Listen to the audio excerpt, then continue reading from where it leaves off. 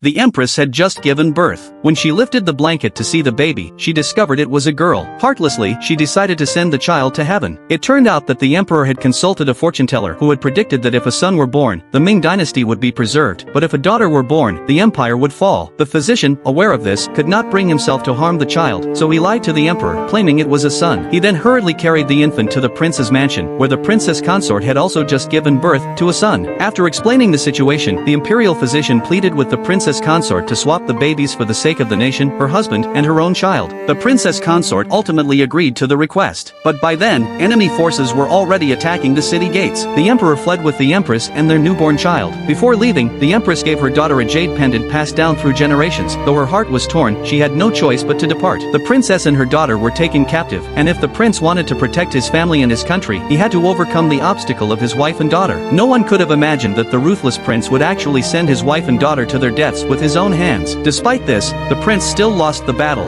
After the war ended, the enemy general surveyed the battlefield and discovered that the girl was still alive. The jade pendant her mother had given her had saved her life. Just as the general was about to take the girl's life, a flash of lightning suddenly lit up the sky, so he spared her. Little did he know that it was precisely this last remnant of his conscience that would alter the future destiny of the nation.